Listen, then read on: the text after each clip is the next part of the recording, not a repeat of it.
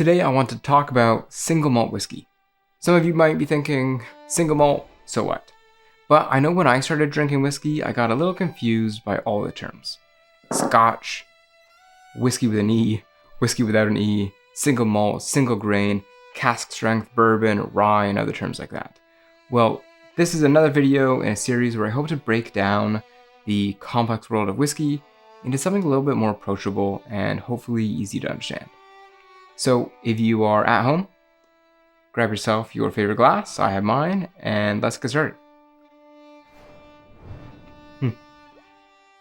But first, whiskey is an umbrella term which describes spirits from any country that are made with fermented cereal grains, yeast, and water that is distilled and aged in wood.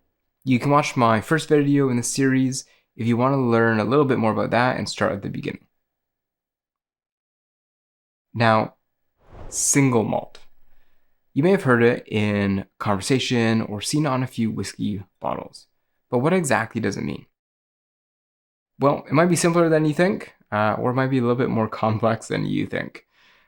Single malt whiskey is essentially the product of a single distillery made from 100% malted barley, distilled in, of course, copper pot stills. But unlike blends, which mix various whiskeys from various sources, single malts are thought to showcase the unique character and style of a specific distillery, and often its region. You'll need to watch my video on blends to learn more about blended whiskey. I will try and shoot that one soon too. So let me back it up here a little bit. First of all, I guess, what is malt whiskey? It's all about the grains. Grains, in this case barley, are harvested, but before being dried, the grains are germinated. Germination is a process by which a seed will sprout. So they do this by soaking the harvested grains until they start to sprout just a little bit, and then they dry the grains to stop the sprouting process from finishing. This process is called malting. But wait, you might be asking yourself, what about unmalted grains? You can absolutely make whiskeys from a grain that is not malted barley. For example, a distiller might use unmalted barley or corn or wheat. But if they use only one type of grain in their mash, then it would be known as a single grain whiskey. Whiskey made from a mash that includes multiple grains, let's say corn and barley and rye, is simply called a grain whiskey. So you have two basic types of whiskeys, grain whiskeys and malt whiskeys. But back to malt whiskeys. I mentioned a moment ago that single malt whiskey often showcases the single distillery and region. Let me give you a few examples of how a region can influence a whiskey's flavor profile. First up, we have Islay. It's an island off the west coast of Scotland. If you've ever tasted an Islay single malt, like the widely available Lagavulin, you'll know what I'm talking about. Once upon a time in remote places like Islay, they didn't have easy access to coal or even lots of wood. So instead they used peat. With an abundance of peat on Islay, they would harvest the peat and use it as a fuel source to dry the wet malt. The smoke of this, of course, infuses the malt with a distinctive peaty flavor. This gets passed along the process and makes it right into your whiskey. Almost like you're tasting the rugged Scottish coastline, for better or for worse.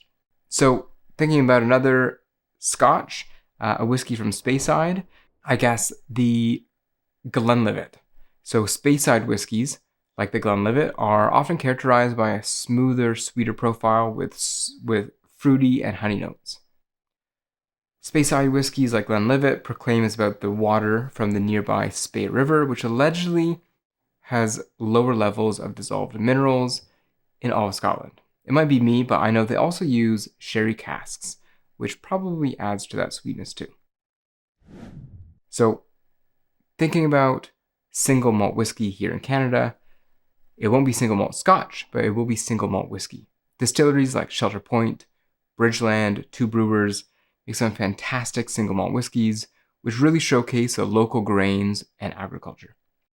Of course, there's so much more than just the region that imparts the flavor. Aging is going to be such a crucial step and an interesting decision that the distillers make. Aging also imparts depth and character. Whiskey spend years aging in oak barrels.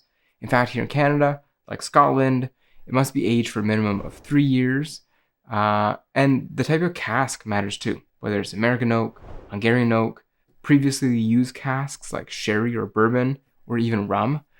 Each brings its own influence to the final bottle. Glenfiddich 12 from Speyside again, for example, uses once used American bourbon and Spanish sherry oak casks, while Lagavulin 8 from Islay is matured in refill European and American oak. So lots of things to consider, as you can tell. I can keep talking about it, but I'll stop there before I ramble too much. Maybe I'll do a whole video on casks in the future too. So there you have it, single malt whiskey. Whether you are sipping a peaty Islay or something else, each bottle tells a story rooted in the land it comes from and the aging decisions made by distillers. Now the question everyone asks, is a single malt better than a blend? I think that's for you to decide, but you should check out my next video on blended whiskey. Blended whiskey, why bother? Thanks for watching, and I'll see you soon.